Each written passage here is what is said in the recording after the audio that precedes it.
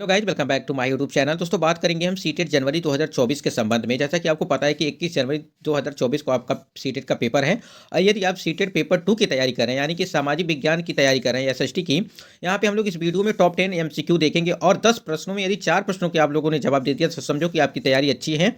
और ये सारे प्रश्न क्या है कि एनसीईआरटी बेस्ड हैं, यानी कि एनसीईआरटी जो आपकी होती है 6 to 8 की, उस पर रिलेटेड ये प्रश्न है। तो चलिए वीडियो को स्टार्ट करते हैं। और यदि आप चैनल पर पहली बार विजिट किए हैं तो चैनल को भी सब्सक्राइब करके बेल आइकन को प्रेस कर सकते हैं। चलिए बात कर लेते हैं यहाँ पे कि टॉप 10 एमसीक्यू हैं। आप लोग अपना स्कोर जरूर कमेंट सेक्शन में कमेंट करके बताइएगा कि आपके कितने प्रश्न जो है वो सही हुए हैं। टॉप 10 प्रश्नों में हम लोग देखेंगे कि आपका जो पहला प्रश्न है ये है गैरीसन नगर से अभिप्राय है, यानी कि प्रश्न पूछ रहा है कि गैरीसन नगर से अभिप्राय है। तो यहाँ पे देखिए ऑप्शन देखिए, किले बंद बसाओ जहां सैनिक रहते हैं। बी नंबर ऑप्शन है कि उत्पादन केंद्रों के माल को बेचा जाता है। एक महत्वपूर्ण जो है व्यापारिक पतन नगर है, और नगर से लगी हुई भूमि जो इसे माल की आपूर्ति करती है। तो यहाँ पे जो ऑप्शन यदि सही बात करें हम लोग तो ऑप्शन नंबर यहाँ पे ए बिल्कुल सही हो जाएगा। इससे क्या होता है कि किले बंद बसाओ जहाँ सैनिक रहते हैं। तो यहाँ पे ऑप्शन ए आपका बिल्कुल सही हो जाएगा। तो आप लोग कमेंट सेक्शन में जरूर कमेंट करिएगा कि आपके कितने प्रश्न सही हो रहे हैं। प्रश्न है हमारा यहाँ पे दूसरा जो प्रश्न है उसको देख लेते हैं हम लोग यहाँ पे कि ओसाका क्या है। प्रश्न है आपका ओसाका क्या है, इसके बारे में हम लोग जान लेते हैं। ऑप्शन नंबर ए है हमारा कि एक प्रकार का आकाशीय पिंड होता है। बी नंबर ऑप्शन है एक प्रकार का वस्त्र निर्माण केंद्र होता है। या ऑप्शन नंबर सी है कि अस्थानांतरित कृषि का प्रकार है ओसाका। ओसाका के संबंध में पूछा जा रहा है। और यहाँ पे ऑप्शन नंबर डी है आपका एक प्रकार का जो है जनजाति है। यानी कहीं ना कहीं देखा जाए जो ओसाका का मतलब होता है वो होता है आपका एक प्रकार का जो है वस्त्र निर्माण केंद्र होता है। तो ऑप्शन नंबर यहाँ पे बी इसका बिल्कुल राइट आंसर हो जाएगा। अगला प्रश्न हम लोग देखते हैं, अगले प्रश्न की ओर बढ़ते हैं। हमारा प्रश्न है, हमारा तीसरा प्रश्न है कि एशिया और अफ्रीका अलग होते हैं। प्रश्न पूछा जा रहा है कि एशिया और अफ्रीका अलग होते हैं। तो यहाँ पे देखिए ऑप्शन ए है कि स्वेज नहर व काला सागर द्वारा। बी ऑप्शन है यूराल पर्वत व लाल सागर द्वारा।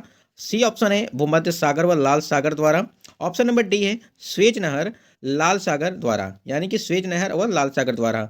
तो कहीं ना कहीं यदि ऑप्शन की बात करें हम लोग तो एशिया और जो अफ्रीका है ये अलग होते हैं। तो यहाँ पे ऑप्शन नंबर सी का राइट आंसर हो जाएगा, जो भूमध्य सागर व लाल सागर द्वारा जो है ये एशिया और अफ्रीका अलग होते हैं। तो ये हमारा तीसरा प्रश्न था, ऑप्शन नंबर सी इसका बिल्कुल राइट आंसर हो जाएगा। इसी प्रकार से हम लोग देखते हैं कि मलोका क्या है। प्रश्न यहाँ पे है, प्रश्न संख्या चौथा है यहाँ पे, मलोका क्या है। तो यह एक प्रकार का घर होता है। ऑप्शन नंबर बी है एक प्रकार की जनजाति होती है। ऑप्शन सी है एक प्रकार का जो है फसल होता है। उसके बाद यहाँ पे एक और ऑप्शन आपका होगा अभी, चौथा ऑप्शन है आपका वन्य जीव। तो यहाँ पे ऑप्शन जो देखा जाए मलोका क्या है, तो मलोका की बात करें तो यह एक प्रकार का जो है वो घर होता है। ऑप्शन नंबर ए आपका बिल्कुल राइट आंसर हो जाएगा, यानी कि ऑप्शन ए एक प्रकार का घर होता है।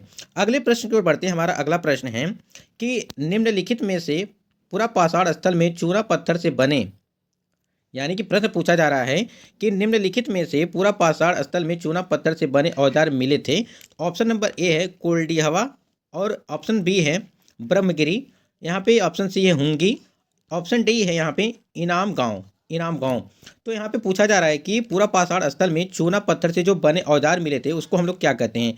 तो इसे हम लोग कहते हैं हुंगी, यानी कि ऑप्शन नंबर सी इसका जो है बिल्कुल राइट आंसर हो जाएगा। ऑप्शन नंबर सी इसका बिल्कुल राइट आंसर हो जाएगा। अगले प्रश्न की ओर बढ़ते हैं हम लोग। अगला प्रश्न है हमारा, प्रश्न संख्या यहाँ पे 6 नंबर है। छठे प्रश्न की ओर बढ़ते हैं और छठा प्रश्न पूछा जा रहा है कि निम्नलिखित में से कौन सा पर्वत शिखर पूर्वी घाट में स्थित है। पूछा जा रहा है कि जो पर्वत शिखर है, यानी कि पर्वत शिखर है वो पूर्वी घाट में स्थित है, ऐसा कौन सा है। तो ऑप्शन नंबर ए है डोडा बेट्टा। ऑप्शन बी है अनाईमुड़ी। ऑप्शन सी है महेंद्रगिरी। और ऑप्शन डी है मुकुर्थी, यानी कि मुकुर्थी है। यहाँ पे देखा जाए यदि ऑप्शन इसकी पर्वत शिखर जो पूरी घाट में स्थित है उसे हम लोग कहते हैं महेंद्रगिरी, यानी कि ऑप्शन नंबर सी इसका राइट आंसर हो जाएगा। महेंद्रगिरी जिन्होंने ऑप्शन लगाया था यहाँ पे उनका बिल्कुल सही हो जाएगा। अगले प्रश्न को बढ़ते हैं। हमारा अगला प्रश्न है, प्रश्न संख्या यहाँ पे 7 है। यहाँ पे देखिए गौड़िया नृत्य भारत के किस भाग का एक शास्त्रीय नृत्य है। यानी पूछ रहा है कि जो गौड़िया नृत्य है यह भारत के किस भाग का एक शास्त्रीय नृत्य है। यानी देखा जाए जो भी है वो गौड़िया एक नृत्य है और ये एक शास्त्रीय नृत्य है। यानी कि इससे दो प्रश्न हो गए। एक प्रश्न यहाँ से हो गया कि शास्त्रीय नृत्य क्या है, गौड़िया एक शास्त्रीय नृत्य है। और पूछा जा रहा है कि किस भाग का एक शास्त्रीय नृत्य है। यहाँ पे ऑप्शन है पश्चिमी, यहाँ पे दक्षिणी बी नंबर है, और ऑप्शन नंबर सी है उत्तरी, और डी नंबर है पूर्वी।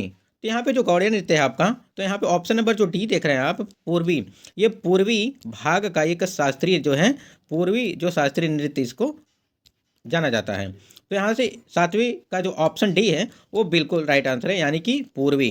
ठीक है, अगले प्रश्न को बढ़ते हैं। हमारा प्रश्न संख्या यहाँ पे 8 है। 8वां जो प्रश्न है आपका, मौर्य साम्राज्य के पूर्वी भारतीय प्रांत की राजधानी में थी, यानी कि यहाँ पे ब्लैंक दिया हुआ है, खाली स्थान इसमें भरना है। तो ऑप्शन यहाँ पे है सुवर्णगिरी, ऑप्शन बी है तक्षशिला, ऑप्शन सी है तोसली, उसके बाद ऑप्शन नंबर जो यहाँ पे 4 नंबर दिया है ऑप्शन डी उज्जैन। यदि इसकी बात करें, इसके आंसर की बात करें कि मौर्य साम्राज्य के पूर्वी जो भारतीय प्रांत की राजधानी थी वो थी आपकी तोसली। तो ऑप्शन नंबर सी यहाँ पे बिल्कुल राइट आंसर है। जिन्होंने ऑप्शन सी लगाया उनका राइट आंसर था। आगे बात कर लेते हैं। यहाँ पे अगला प्रश्न है हमारा कि गदर पार्टी की स्थापना किसके द्वारा की गई थी। प्रश्न संख्या 9 है कि गदर पार्टी की स्थापना किसके द्वारा की गई थी। तो यहाँ पे देखिए ऑप्शन ए है कि बाल गंगाधर तिलक, ऑप्शन बी है श्यामजी कृष्ण वर्मा, ऑप्शन सी है बिपिन चंद्र पाल, ऑप्शन डी है लाला हरदयाल। तो यदि इसकी गदर पार्टी की जो स्थापना की थी तो आप यहाँ पे देखिए जो लाला हरदयाल थे, यानी कि लाला जो हरदयाल थे वही जो है वही किए थे। तो यानी कि ऑप्शन नंबर डी यहाँ पे बिल्कुल राइट आंसर है। जिन्होंने ऑप्शन डी लगाया था लाला हरदयाल, उनका आंसर बिल्कुल करेक्ट आंसर है। अगला प्रश्न हम लोग का 10वां नंबर प्रश्न है, पार्श्वनाथ ब्लैंक यहाँ पे खाली स्थान है जैन तीर्थंकर थे, यानी कि पार्श्वनाथ पूछा जा रहा है कि कौन से तीर्थंकर थी, किस नंबर के तीर्थंकर थी। तो ऑप्शन नंबर यहाँ देखिए 10वीं, option number A, B number पे देखिए 23वें, सी नंबर पे देखिए यहाँ पे 24वें, और डी नंबर आप देखिए यहाँ पे प्रथम। यानी कि यहाँ जो ऑप्शन है जो पार्श्वनाथ थे वो जैन तीर्थंकर थे, और ये जो आपके तीर्थंकर थे वो 23वें नंबर के जो तीर्थंकर थे। यानी कि इसका ऑप्शन नंबर बी बिल्कुल राइट आंसर हो जाएगा, यानी कि 23वें थे वो 23वें नंबर के तीर्थंकर थे। तो ये हमारे टॉप 10 प्रश्न थे, और आप लोग कमेंट सेक्शन में जरूर कमेंट करिएगा कि आपके कितने प्रश्न जो है सही हुए। ये एसएसटी का जो प्रश्न एमसीक्यू था, और ये एनसीईआरटी बेस्ड था, एनसीईआरटी बेस्ड था प्रश्न। तो आशा करती है ये वीडियो आपको अच्छा लगा होगा। और बहुत सारे ऐसे प्रश्न होते हैं कि जो हमको आते हुए भी वो हम लोग एग्जामिनेशन हाल में जो वो गलत करके चले आते हैं। तो कहीं ना कहीं रिवीजन सबसे बेस्ट होता है, तो रिवीजन आप लोग करते रहिएगा। और 21 तारीख को आपका एग्जाम पड़ा हुआ है। आप लोग कमेंट सेक्शन में कमेंट करिए कि आपके कितने प्रश्न जो है वो सही हुए हैं। तो दोस्तों वीडियो को लाइक शेयर जरूर कर दीजिएगा। यदि आप चैनल पर पहली बार विजिट किए तो चैनल को भी सब्सक्राइब कर सकते हैं। एमसीक्यू आपके लिए लगातार आती रहेंगी, क्योंकि आपकी परीक्षा जो है वो 21 जनवरी को जो है वो निर्धारित की गई है, और इसी निर्धारित समय पर आपकी परीक्षा कराई जाएंगी। तब तक के लिए जय हिंद, वंदे मातरम।